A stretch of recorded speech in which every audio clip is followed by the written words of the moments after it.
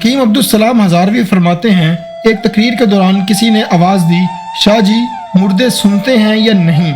इन दिनों समाए मोती के मसले पर काफ़ी बहस चल रही थी और उस शख्स ने शाह साहब को भी इस मसले में उलझाने की कोशिश की थी।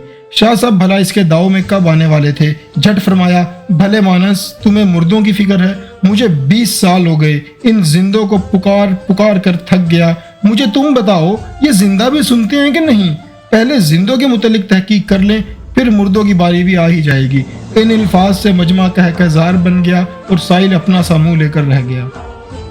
शाहजी फरमाते हैं, मुतहदा हिंदुस्तान का वाक़या है। एक दफ़ा मैं कहीं जा रहा था, अपना सामान गाड़ी के एक डब्बे में रखकर किसी ज़रूरत के लिए प्लेटफार्म पर आया तो देखा कि एक छोटे से डब्बे में सिर्फ 2 अंग्रेज़ नौजवान दरवाजे के पास खड़े हैं और जो मुसाफिर इस डब्बे पर सवार होने लगता है वो उसे धक्के देकर और ठोकरें मारकर भगा देते हैं और कहते हैं किसी और डब्बे में जाओ।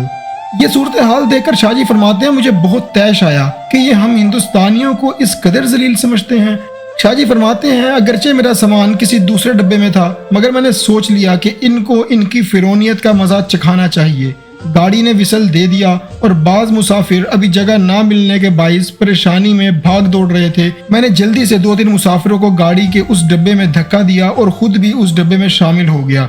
कबल इससे कि वो गोरे कोई हरकत करते, मैंने दोनों के मुंह पर जन्नाटेदार 2 थप्पड़ रसीद किए और एक को उठाकर एक कोने में फेंक दिया और उसे 2 और जड़ दी।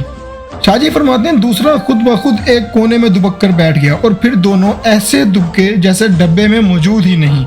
अगले स्टेशन पर जब कुछ और लोग इस डब्बे में सवार हो गए, शाहजी फरमाते हैं, तब मैंने उतरकर अपने सामान की राह ली और पूरे सफ़र में ध्यान रखा, मगर अब वो गोरे बड़े सुकून से सफ़र कर रहे थे।